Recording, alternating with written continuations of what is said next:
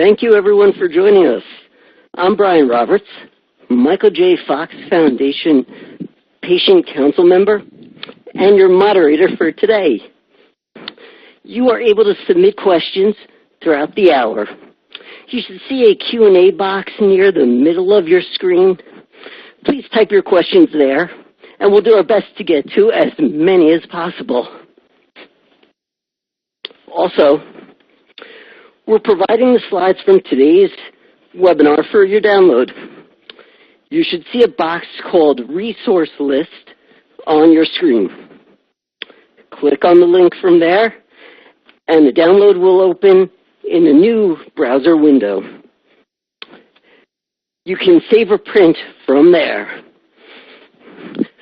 There are often many common issues you may run into. If you have any technical difficulties, please try refreshing your browser. If that doesn't seem to work, please try a different browser.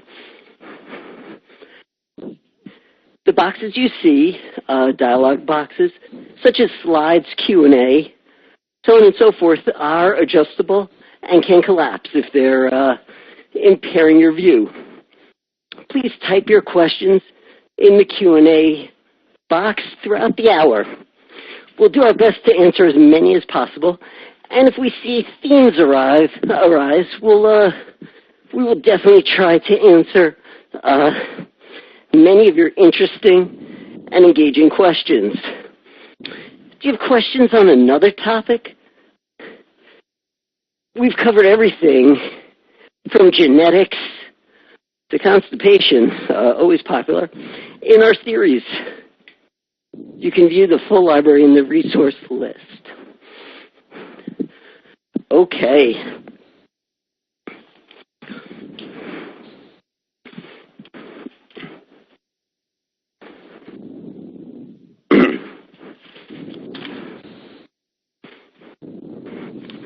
Today, our panelists will discuss what causes OFF. When symptoms aren't well controlled, how to manage this often challenging time and treat these fluctuations. And I think of interest to many listeners, the therapies that are in development to smooth out these cycles. Let's meet our panelists. Like I said, I'm Brian Roberts. I am on the Patient Council. I was diagnosed with Parkinson's disease when I was 30. Our next participant, retired Associate Dean from Ithaca College's School of Business, Barbara Howard. Barb was diagnosed in 2011 at age 55. Barb also knows real pain and suffering as she's been a season ticket holder for the Buffalo Bills for over 20 years. Welcome, Barb. It's actually over 25. No one deserves that. And that's coming from a Mets fan. Glenn Batchelder is a biotechnology entrepreneur and member of the Michael J. Fox Foundation Board of Directors. Welcome, Glenn.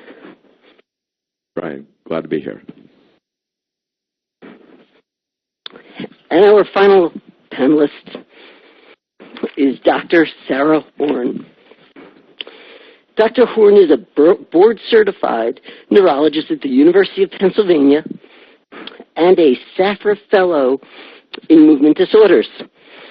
Thank you for joining us, Dr. Horn. Thank you for having me.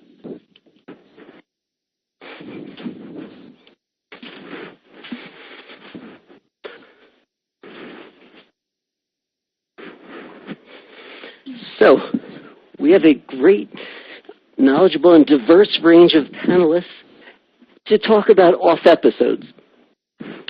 What we will cover today is what is OFF, why does OFF happen, how do different patients manage OFF, And I think the devil's in the details there. Some extremely interesting and innovative ways. And then finally, what are the new therapies in development? And things are quite promising for the future. And I think you'll want to really hear what's in the pipeline. So with that said, let's begin.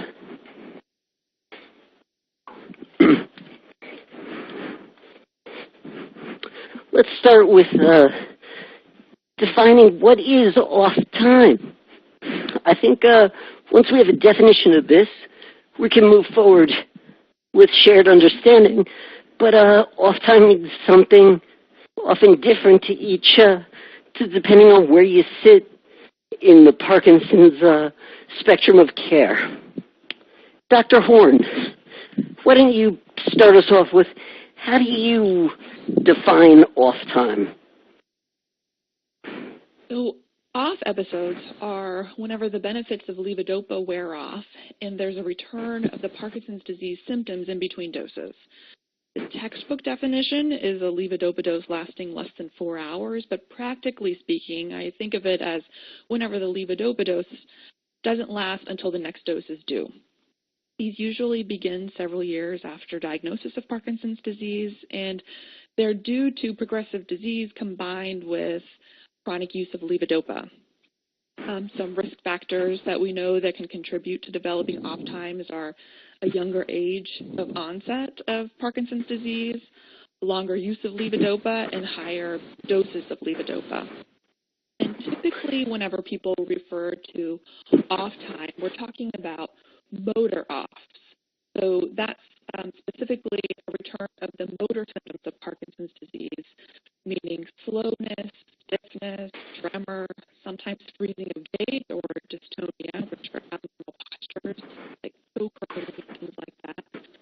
But I think it's also important to recognize that a lot of people experience non-motor off symptoms, things like sensory symptoms, pain, numbness, tingling, restlessness, can also be behavioral symptoms like panic attacks, irritability, executive dysfunction, as well as autonomic nervous systems such as sweating, flushing, bloating, things like that. Wearing off to progressively worsen over time as the disease advances, and oftentimes the wearing off is predictable and happens towards the end of the levodopa dose. But Dr. Horn, sorry to interrupt. You're breaking up a little bit. Would it be possible? I believe you were discussing. Huh. Dr. Horn, can you hear us now? I'm having some trouble hearing you. I think I might call back in. Okay, that sounds good. We'll be here for the hour. Thank you, Dr. Horn. So what Dr. Horn was stating that with OFF, there were both motor and non-motor symptoms that occur. And we're going to delve into these throughout the hour.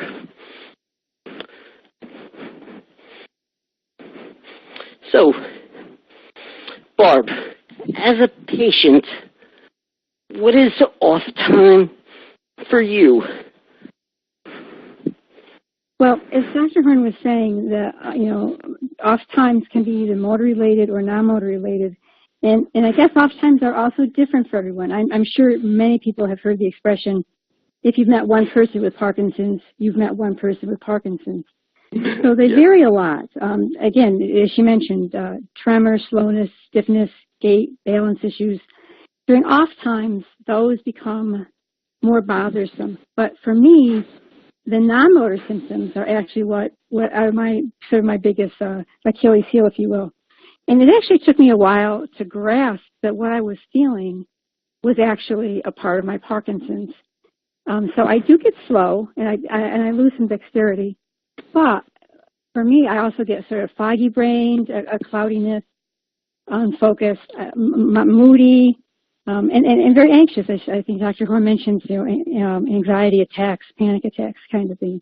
And it's sort of annoying from, an individual standpoint because, I can feel myself getting grumpy or feel myself getting down, but you can't sort of stop it. You can't you say, oh, just turn it off. So that's very difficult. My voice becomes quieter and words are not as clear sometimes. Or sometimes I sound like a 13-year-old boy going through puberty with my voice cracking and raspy. It's funny at our house, between my husband's poor hearing and my speech communication, we joke whether it's my speech or his hearing.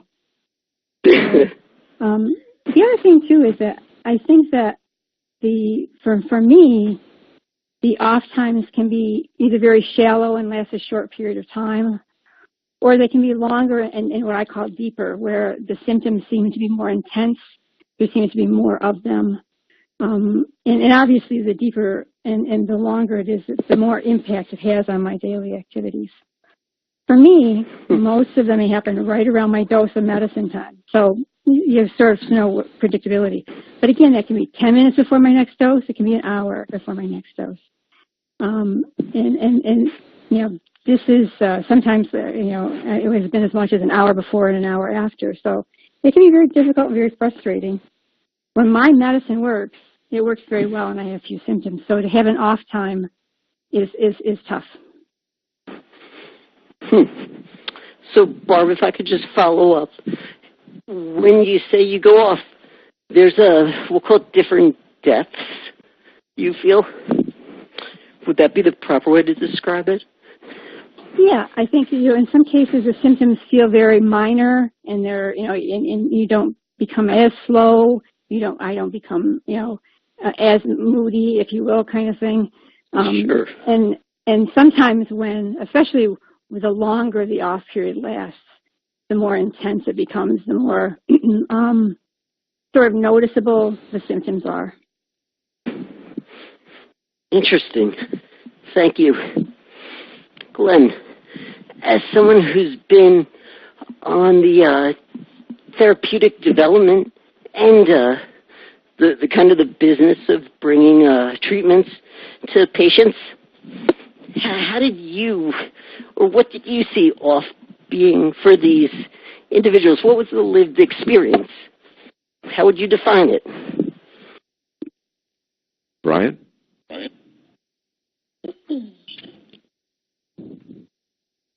Hi, all. Until Brian returns, perhaps we can continue discussing off time. I believe Barbara was discussing her experiences, and Glenn, the next question was directed toward you and was on the drug development perspective on off time and patient experience. Great. Well, thank you so much. I come from sort of the unique perspective of having founded a company focused on developing therapies for off episodes. And it's probably worth noting that we sold the company. I no longer have any financial interest in it. It's just an area where over the time I was working on it, I really have become passionate about. And so when we started the company, we had this technology that could have addressed a whole series of different disease-associated challenges. Hey, Brian. So I was just talking about the drug development perspective of off episodes. When we were looking for where to focus, we spoke with many Parkinson's patients, and we came to realize just how impactful off episodes were on patients' lives. And as many of them said to us, it wasn't that their underlying medications didn't work. It was really not knowing when they would let them down and sort of leave them stranded. And we also heard that, the more high pressure the situation, the more consequences if they were sort of turned off in the situation and worried about it, the more likely the episode would occur. And this was really at the heart of what was making patients change the way they lived. And so we were really struck by this as an area where this uncertainty, this inability to sort of plan your life as in the way that they have over time was really something that inspired us to focus on off episodes and try and give patients more control of their life back. Great. Glenn, would the losing power while doing a Michael J. Fox webisode count as a stressful life event? I think it would. I think it would. Thank you. Thank you. Well, I'm back. Sorry about that. We got our first snow in Ithaca today, and all hell broke loose. So now that we've talked about how we define off, why does off happen? Dr. Horn, are you back with us? I am back with us. All right, we have the team back together. Let's roll. So, Dr. Horn, how do you see the, I won't say cause, but the myriad of reasons, why does off happen in patients? Right. So I'll start by talking about kind of what happens in the brains of people with Parkinson's disease. So we know that Parkinson's disease causes dopamine depletion in the brain, especially in the deep parts of the brain called the basal ganglia, which is very important in the circuitry that controls movement. And as the disease progresses, there's this loss of dopamine, and that in combination with how the brain reacts to doses of levodopa combine to cause these motor fluctuations over time.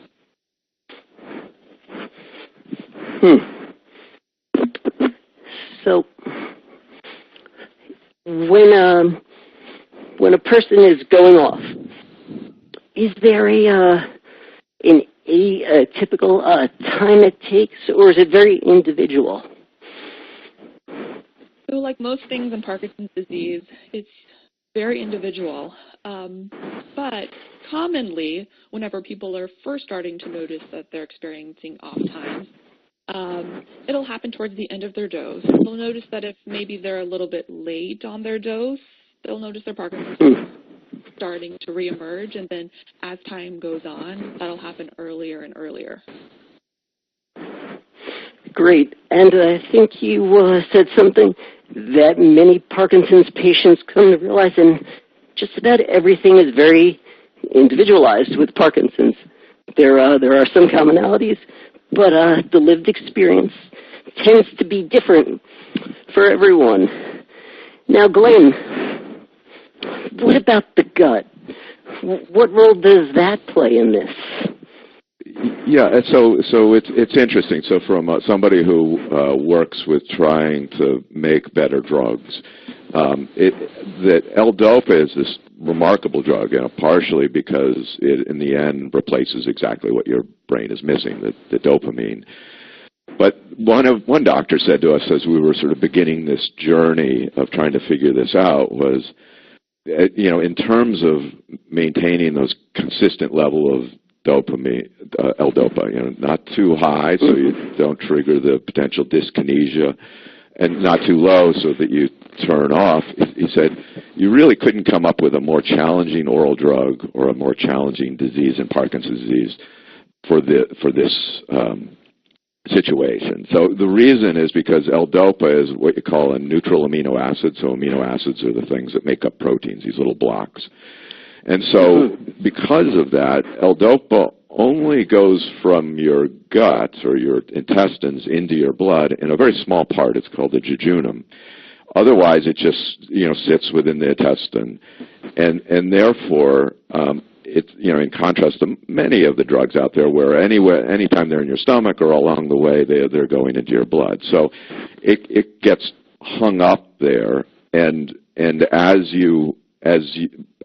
Parkinson's disease progresses, for example, your stomach will, what they call, empty more erratically. So it may push the L-DOPA through very quickly, or it may hang it up there for a long time and it doesn't get in. And when it does go down along the way, and it reaches the jejunum portion of the intestine, it competes with all the other amino acids. So if you've ate some meat or other proteins, those are going through the same pathways and can keep the L-DOPA from getting in. So all of this creates the situation where, in terms of time and how much gets in, it's a real challenge to predict. And if we come back to what Dr. Horn was just talking about, having a consistent level is extremely important, and the further along you are with the disease, the more sensitive people get to that level, and hence part of the hypothesis of why people have these off times. And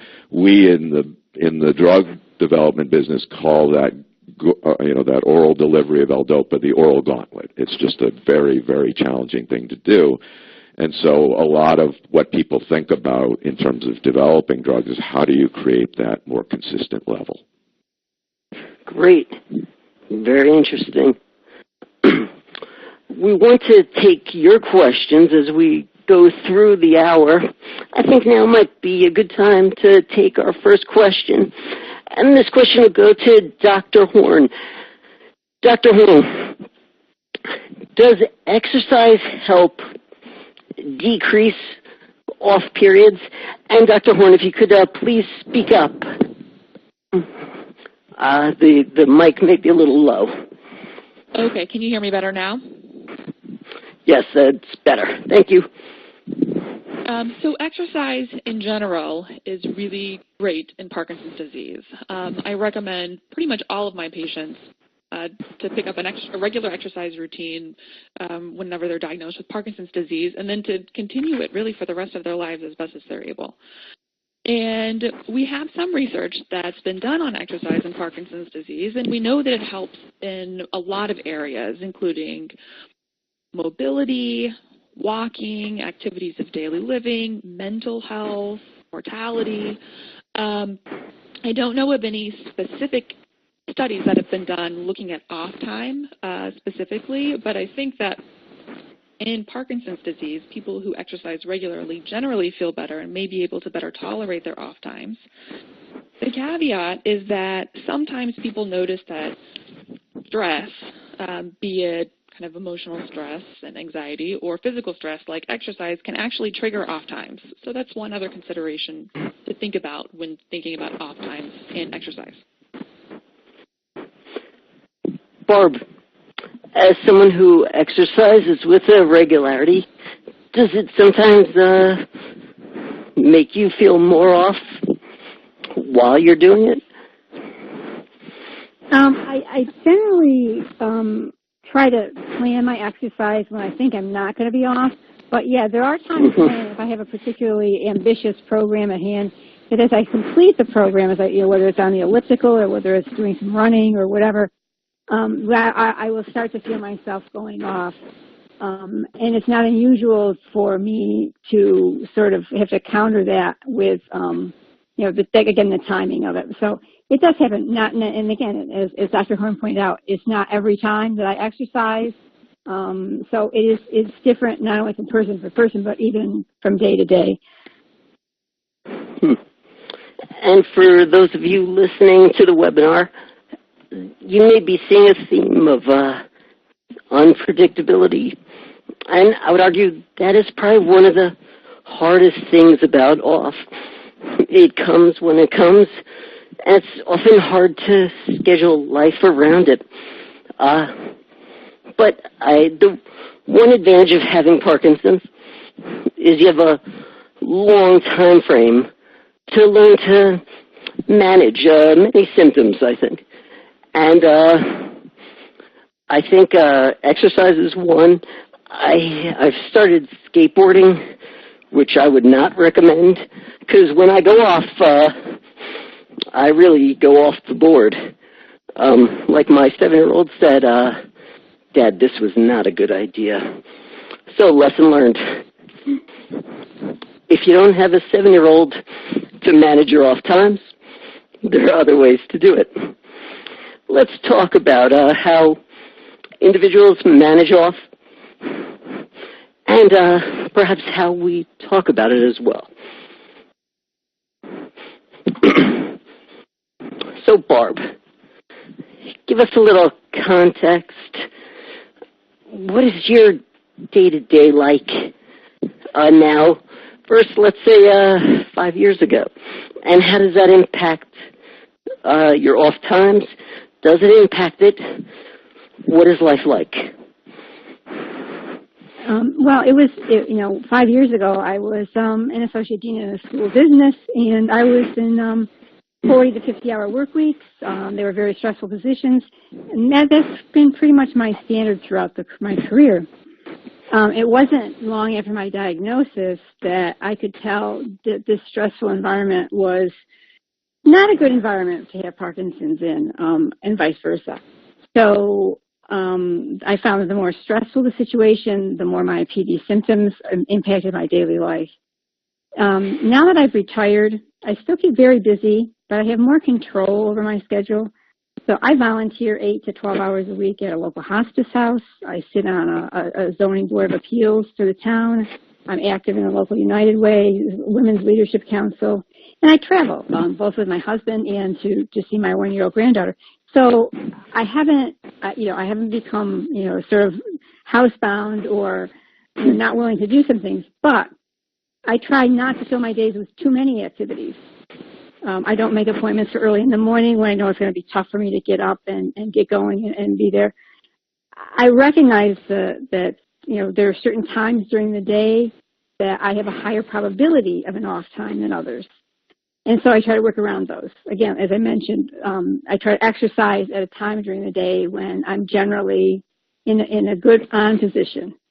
One of the things that for me, and recently, just in the past few months, I have been more apt to tell my family and friends when I was actually experiencing an off time. So I may turn to my husband and say to him, I'm off.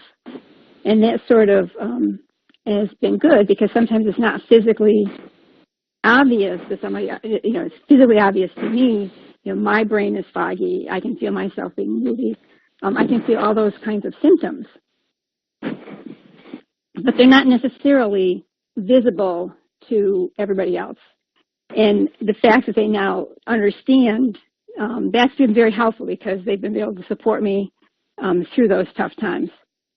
Another thing, I take my medicine on schedule is, we've heard previously that, the meals, the eating, and the combination of eating and the food, sometimes it doesn't work well.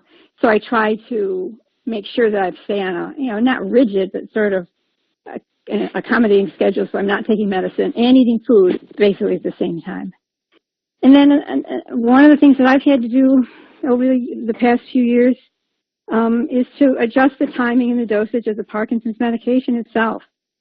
So working with my doctor, we've made adjustments to both the timing and the medication a couple of times. I mean, it's never a panacea, but right now it has minimized my off times. And obviously anything else that keeps the stress out of your life is good. Barb, I just want to get back to what you were talking about with communication. Can you talk a little bit more about when you decided to tell your close friends, your husband, so on and so forth, that you were going off? Did that lessen the severity? Did it lessen the time? What was the outcome? It's hard to tell because I still have relatively, minor off times right now, but I haven't really had a period of time when it has been really off. But it's more comforting and it's less stressful for me. So my guess would be that in this period of time that they probably are shorter. Unfortunately, it's hard to tell. We did a medication adjustment at about the same time, and so it's a combination of the two certainly has been helpful. The fact that I can turn to my husband and say, I'm off, and have him sort of understand what that means to me and potentially means to him, because usually he's the bearer of the grumpiness kind of thing. So I think just the fact that they understand and that support, I think has helped a lot. Thank you, Barb. And full disclosure to everyone listening, Barb and I worked together at Ithaca College, both as associate deans. I couldn't tell when she was off because school of business deans are always grumpy and irritable. But thank you for the clarification, Barb. Anytime. Thank you, Brian.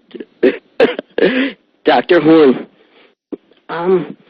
you've worked with a myriad of patients at different times of the disease.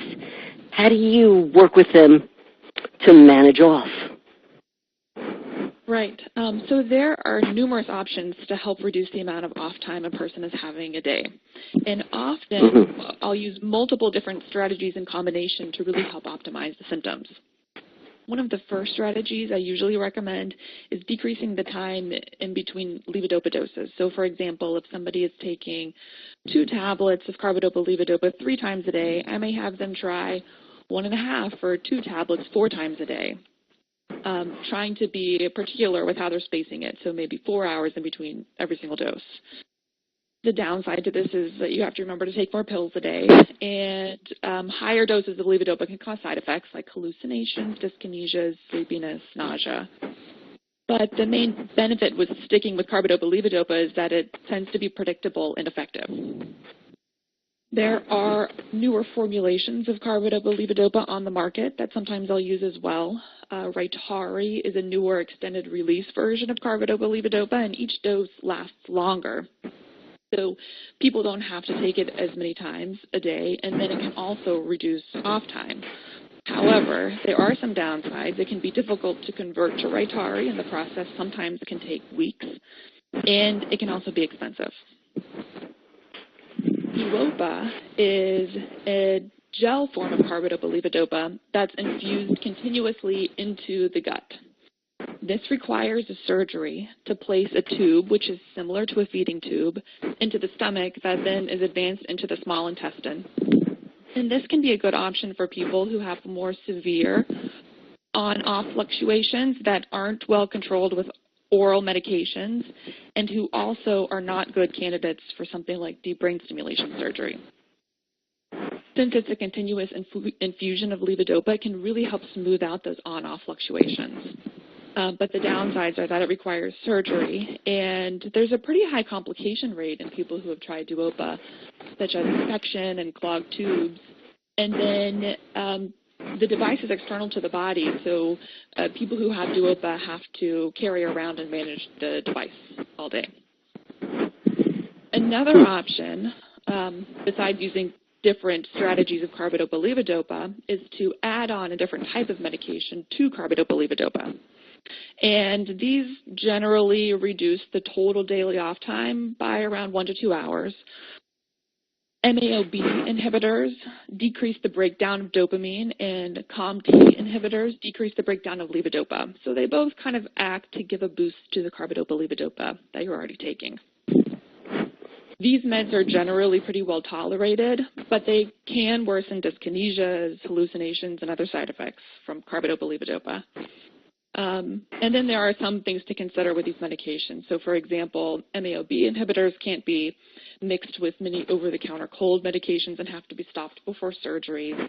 And COMT inhibitors sometimes cause explosive diarrhea and orange urine, so those are just things to be aware of. Dopamine agonists are another class of medications that can be added to carbidopa-levodopa to reduce off time. These can be easy to take because they come in once daily pill formulations, and then there's also a patch formulation. However, there are some caveats. This class of medication tends to have a higher risk of side effects than other medications for Parkinson's disease, so they're not right for everybody. Some side effects that people experience include compulsive behaviors like excessive gambling or shopping sprees. It can also cause sleepiness, including sleep attacks, and increase the risk of hallucinations. And the risk of these side effects increases with age, so I generally avoid prescribing these medications in people over 65 or so.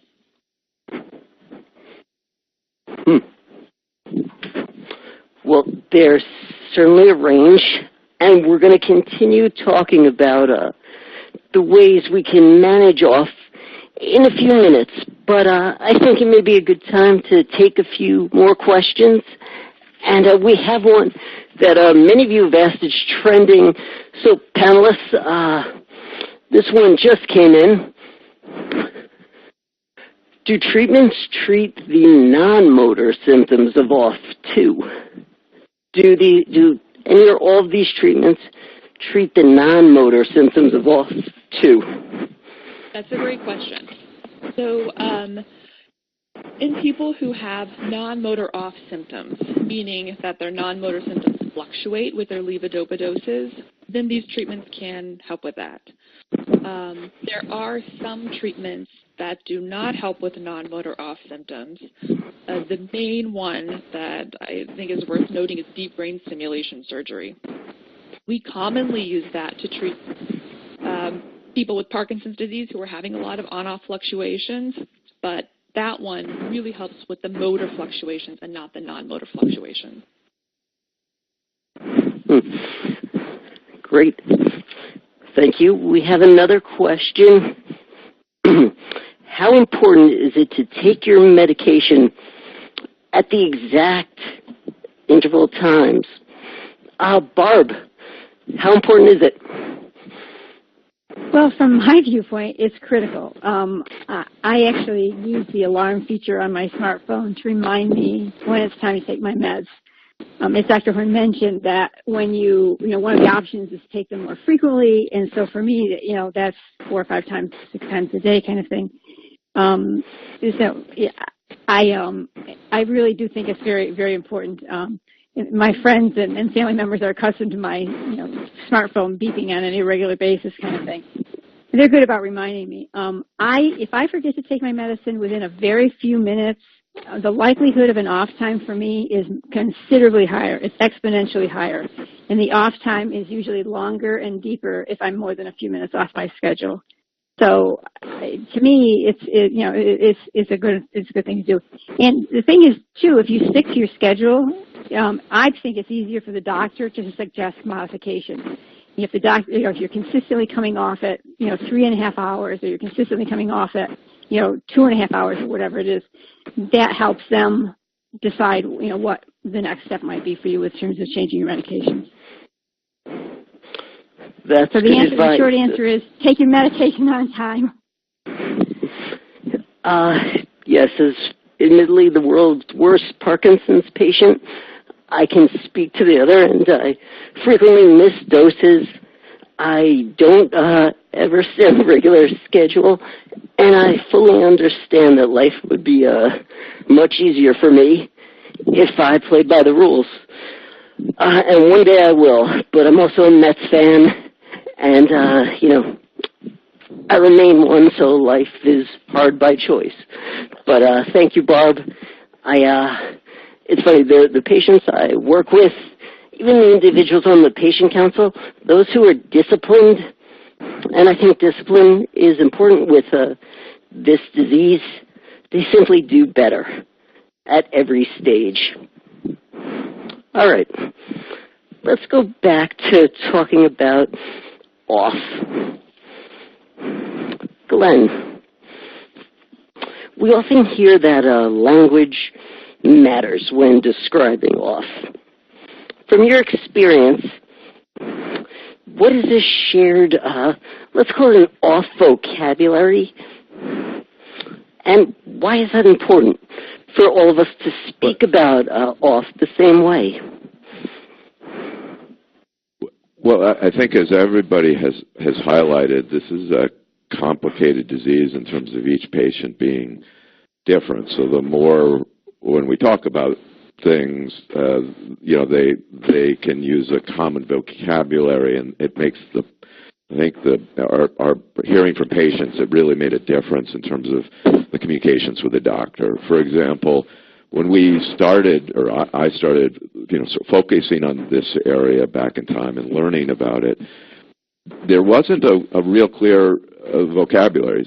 Some people would call it, it's just wearing off at the end of a dose, and that some people would take these episodes to be that their medicines weren't potent enough, and they would then start to describe something different to the doctor, and other people would talk about an off episode, and sometimes, in fact, the physicians weren't entirely clear what they were talking about. So I think one of the things, actually, the Michael J. Fox Foundation has been very helpful with, from my perspective over this time, is helping to clarify that language, because these off episodes are often this very unpredictable event, and that unpredictability is such a critical component of what makes them important to address.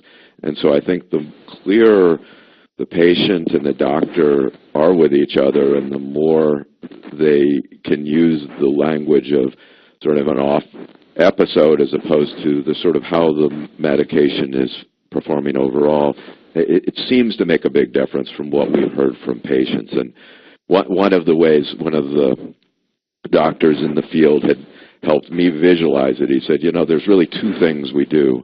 We try and pave a smoother road, which is this notion of, you know, keeping everybody in a very stable condition. And the second is filling in the potholes, finding ways when the medication starts to fail, finding ways to sort of quickly fill up that pothole.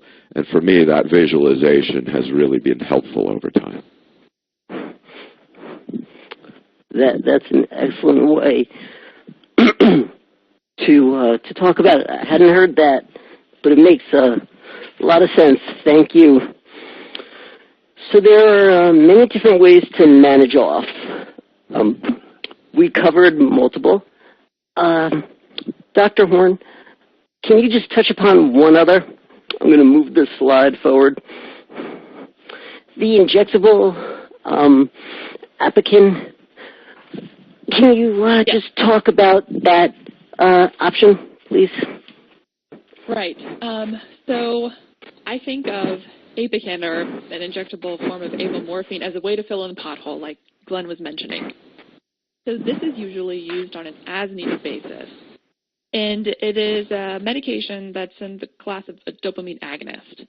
And it is injected into the stomach, upper arm, or upper leg, similar to somebody would inject insulin. And it acts very quickly. Onset can be as soon as 10 minutes. It's pretty short acting, so it needs to be kind of used in combination with the other Parkinson's meds that the person is using.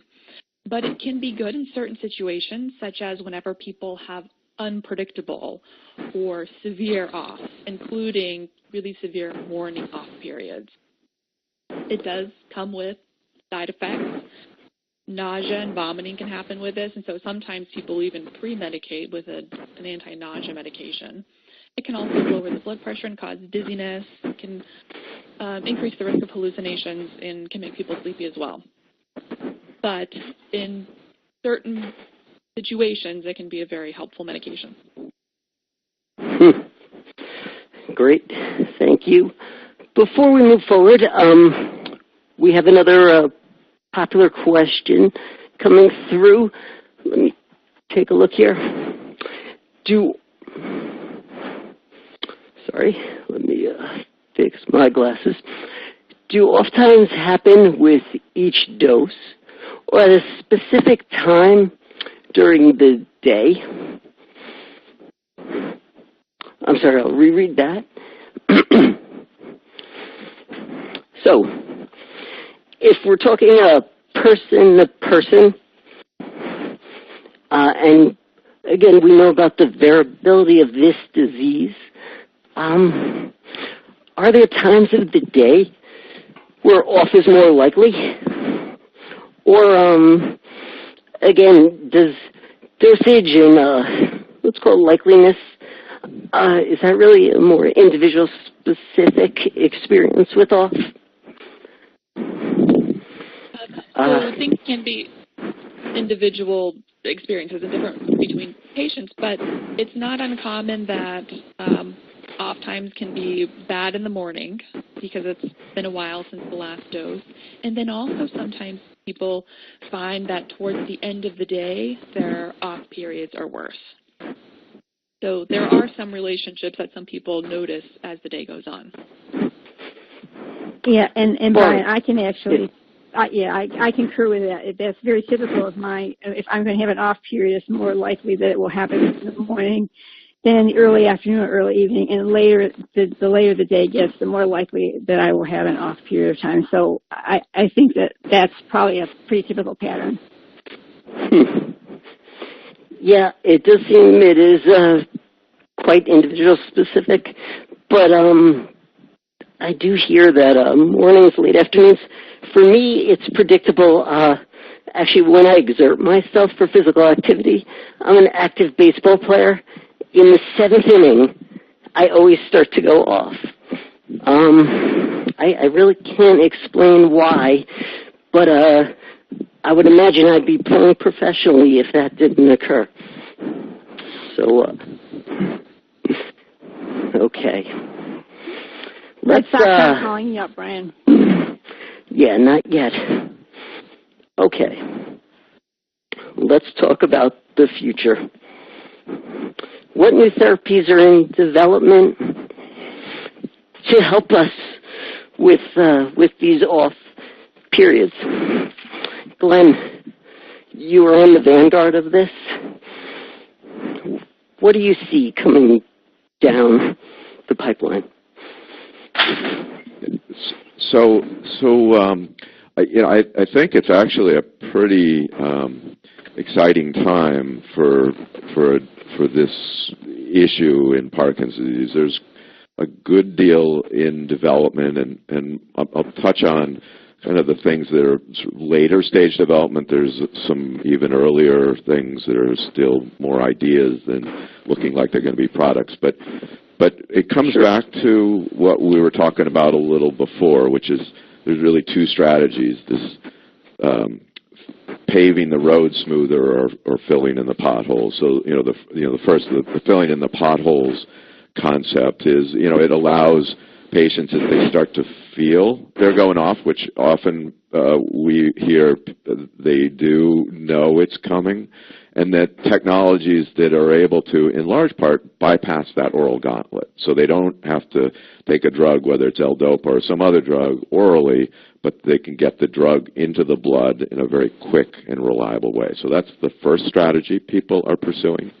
The second is this paving the smoother road, which has to do with maintaining L-DOPA, or in some cases the dopamine levels in the brain, right where you want them, and finding ways to hold it there so you have fewer and less severe off episodes. So, with the first strategy, there's two potential therapies that are actually filed with the FDA, which is pretty exciting. So towards the beginning of next year, the FDA will decide whether to approve them and make them available to patients. So one is this idea of inhaled L-DOPA. So full disclosure, this is the one that I worked on. And what it allows is for patients, as they start to feel like they're going off, they can inhale the L-DOPA, and because the lung is a great transport mechanism, its whole purpose is to transport oxygen, CO2 in and out of the body, it actually does a great job of transporting L-DOPA right into the blood in a very predictable way and boosts the L-DOPA levels enough to carry to the next dose. It's not replacing oral L-DOPA. It's just when it fails, when you don't get enough in, it gives the necessary boost. So that's the first one. The second one goes back to what Dr. Horn was talking about around apomorphine. So instead of it being an injectable form of apomorphine, they have developed what looks like a Listerine strip that you put below your tongue, and rather than swallowing it, it actually goes in through the mucous membrane and gets absorbed rather rapidly. And because apomorphine to your brain kind of looks like dopamine, it stimulates similar things in the brain, it then can also diminish or abort an off episode. So those are the filling in the potholes therapies that are relatively soon, we hope, are going to be available for patients.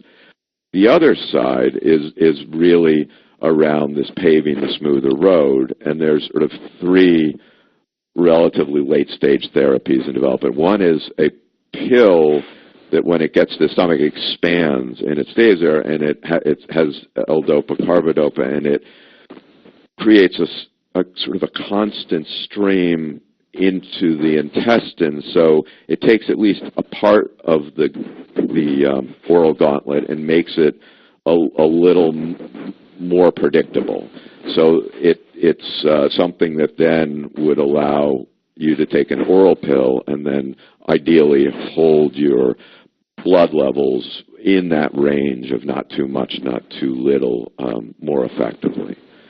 the second one I'll talk about is it's kind of an injection patch. So it's a patch, but it has sort of small needles involved so that it actually allows you to have a pump that slowly meters L-DOPA and carbidopa in below the skin, which then diffuses into the blood and sort of creates a continuous stream going around that oral gauntlet and allowing the blood levels of L-DOPA to be held in a very sort of consistent and steady fashion, again, reducing the frequency and severity of OFF episodes.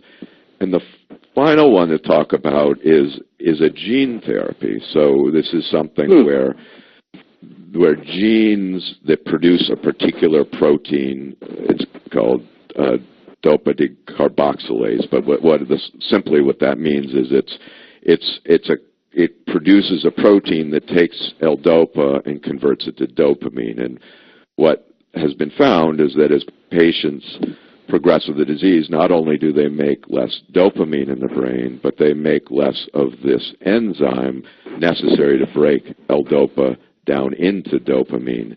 And by implanting this gene therapy in there and having your body create essentially a new machinery for producing this enzyme, patients are able to take whatever dopamine is in the brain, and their brains are able to more quickly and efficiently and predictably convert it into dopamine. So those are kind of the three paving the smoother road therapies, and all of them have real promise. As everybody said, that different patients will respond differently to them, and so one tool isn't going to solve all of this, but I think they all contribute to the mission.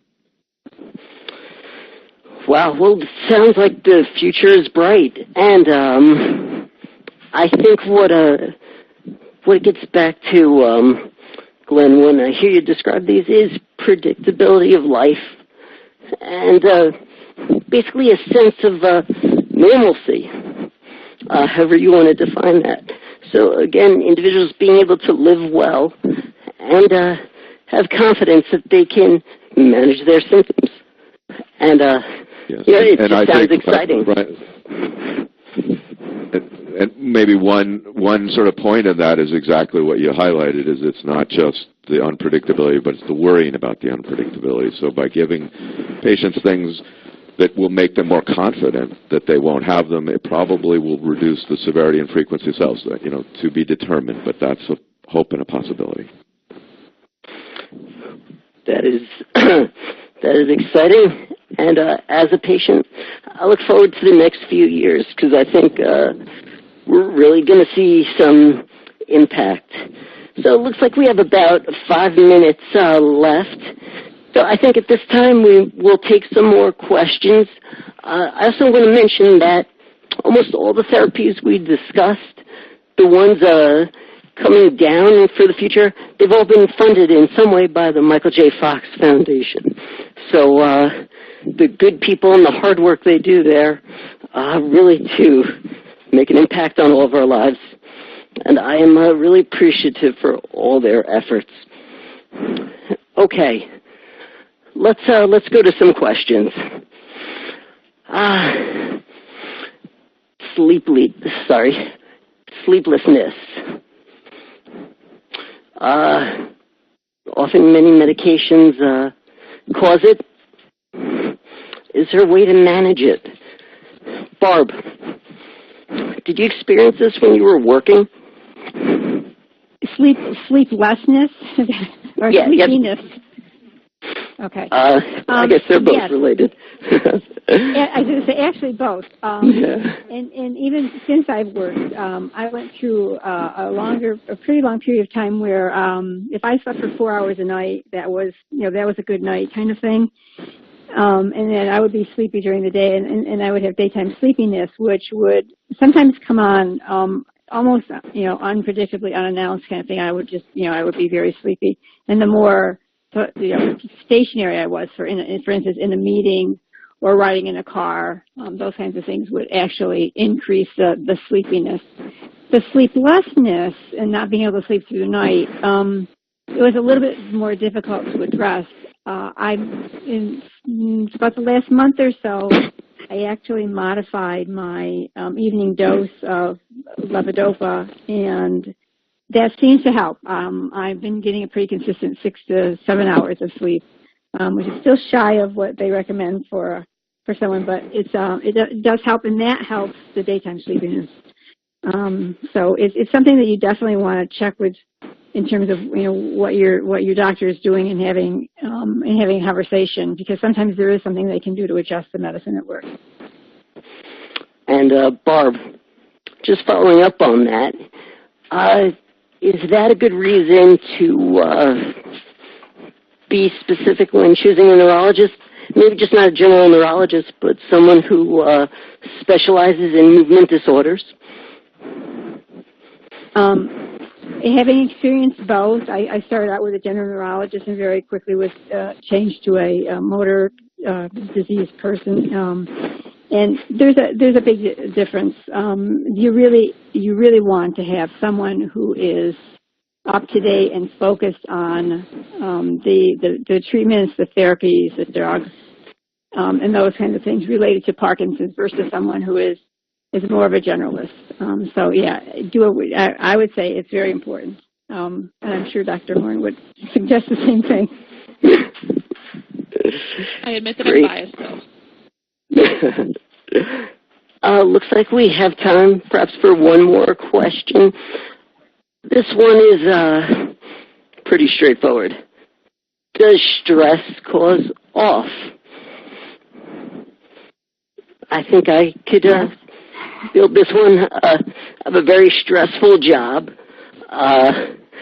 where Barb and I have worked 40, 50 hours a week. I work 70, 80 because I'm not as talented or smart as she is. But the job itself is very stressful. We have donor issues, we have faculty issues, we have parent issues, a lot of issues, and I can tell you that it does create perhaps more frequent off times or sometimes deeper off times, but also in a way, in a kind of odd way, I've learned to handle off better and handle stress better. So there is a silver lining to it. The repercussions of off have kind of given me perspective, which those of us in communications don't often have. So I'm able to prioritize what's an emergency, what's not, and I think I just have a better view on my life based on, being off and knowing how tough that really is. Well, it looks like we're just about at the hour. Thank you, everyone, for joining us today. And thank you, Barb, Glenn, Dr. Horn, for sharing your expertise. We'll be sending a link of the webinar so you can listen on demand again as you'd like, and you can hear the sheer panic in my voice when the power went out. Enjoy a good laugh there. Please mark your calendars for our next webinar, which is November 15th. That's right, we're already into November. We will play a webinar on the research year in review, and it has been a very exciting year, so you won't want to miss that. We also have staff behind the scenes at the Michael J. Fox Foundation there to answer any questions you may have live. I look forward to listening to that. Panelists, thank you so much for taking part.